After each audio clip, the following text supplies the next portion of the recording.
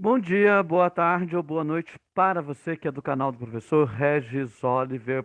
Vamos para mais uma adaptação da aula de Sociologia do CMSP, primeira série do ensino médio. Na minha época, então, na sua época.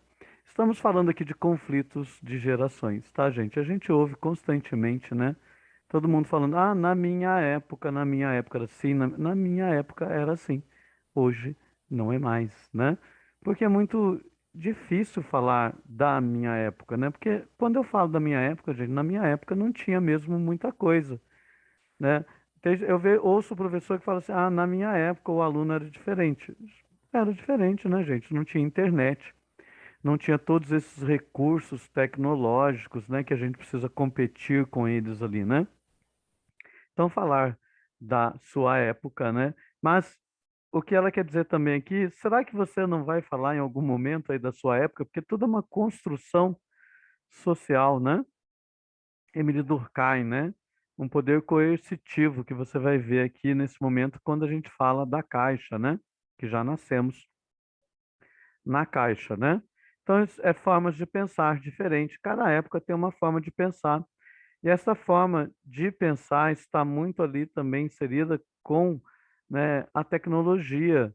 Qual é a tecnologia? Porque a transformação tecnológica muda muito a sociedade, né? As formas de trabalho, né?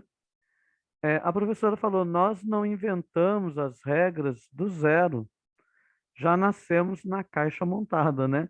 As regras já estavam lá, é uma herança cultural, né? Emile Durkheim, o fato social, esse poder coercitivo. Quando você nasceu, a caixa já estava montada e você está dentro dela. Fala-se muito em sair da caixa, né? Só que esse sair da caixa é complicado, porque o sujeito já está moldado, padronizado, né? Então ele tem que quebrar essas amarras, que é o que nós chamamos geralmente de tabu, né? O que é um tabu? Tabu geralmente é aquilo que não se fala muito, aí acaba se tornando um tabu, tá? Então tem que quebrar. Por que quebrar? Ele coloca um machado ali, não é que vai sair batendo em todo mundo, né? Mas pegando o pensamento ali do Nietzsche a golpes de martelo, né? Porque é tão difícil quebrar um tabu, tá? Então vai surgir o que a professora falou, é a contracultura, né? Não é que uma cultura se sobrepõe à outra ou acha que a cultura é melhor ou não, mas ele começa a perceber que determinadas ações dentro da sociedade não são mais aceitas, né? Não devem ser mais aceitas dentro da sociedade, né?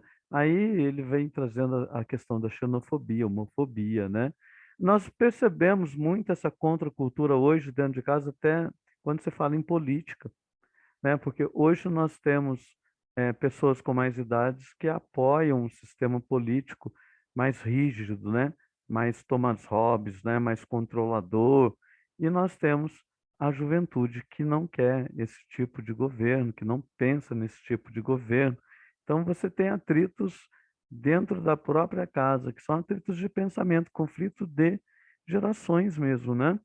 Então, a cultura juvenil, né, confere uma identidade, um status social, né, uma posição, né, que o jovem ocupa. Quando esse sair da caixa, ele é muito difícil porque o sujeito já está moldado, conforme eu havia falado, né, ele já foi construído, existe uma herança cultural. E ali eu trouxe a música do Legião Urbana que mostra bem essa coisa do conflito de geração, né? Quando você fala na minha época, né? Eu acho tão estranho falar na minha época, né? Porque na minha época o mundo era de um jeito, hoje é de outro. Daqui a 10 anos vai ser completamente diferente, né? Mas o que ela está dizendo pode ser que amanhã você esteja se referindo aí ao seu filho desta forma. Na minha época, isso era assim, né? Eu trouxe aqui a música do Legião Urbana, né? Você culpa seus pais por tudo. Isso é um absurdo. São crianças como você. O que você vai ser quando você crescer? Você vai ser alguém, provavelmente, que pensa diferente, né? Que tenta se adequar, talvez, ali à nova geração, né? Mas que vai pensar algumas coisas, sim, diferentes. Por quê? É uma construção social. E a professora falou ali quebrar normas estabelecidas. Então, essa juventude ela vem quebrando normas estabelecidas, quebrando esses tabus, né? E surgem as subculturas ou tribos, né? Eu trouxe aqui um exemplo, o Rock em Rio. Por que que eu trouxe um exemplo, o Rock em Rio? Porque quando falamos em tribos, hoje principalmente, você percebe que temos várias tribos, né? Nós temos várias identidades ali, vários grupos. Quando fala identidade, nós estamos falando de grupo, ao grupo que você pertence, né? É o grupo de pertencimento. Você se sente pertencente a ele, devido às características, aos gostos, né? Então, hoje, quando você vai no Rock em Rio, muita gente fala disso, as pessoas mais antigas falam, ah, hoje não é mais Rock em Rio, né? Porque quando você chega, ela tem várias tendas, né? Então, numa tenda está tendo axé, na outra tenda está tendo um rock, na outra tenda está tendo um pop, na outra está tendo um rap, né? E eles ali, dentro de um único espaço, convivem, convivem tranquilamente ali, né? Com seus diferentes, né? É muito interessante quando se fala em Rock em Rio, né? Você vê as tendas sendo montadas, é porque você vai ter várias tribos ali dentro, né? E elas vão estar dividindo um único espaço, né? Cada um no seu gosto, mas hoje a gente observa que eles compartilham de pensamentos, tá bom? É isso que eu quero falar para vocês hoje, tá? Na minha época, quando alguém fala assim na minha época, eu ouço, né? Soa muito estranho, porque é uma herança cultural, né, gente? As gerações elas vão mudando, principalmente a cada 10 anos, né? Sofre uma transformação muito grande. Então é difícil, mas você observa isso a todo momento, né?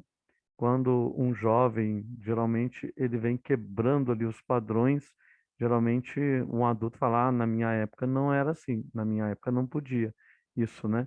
Mas de repente esse jovem vai estar também falando lá na frente, né? Olha, na minha época também não era assim, né? O que a gente precisa entender é que existe épocas diferentes, né? Cada um na sua época ali. Naquela época era necessário alguma coisa diferente do agora, né? É igual quando a gente fala de educação, de escola, né? Quando eu coloco a caixa.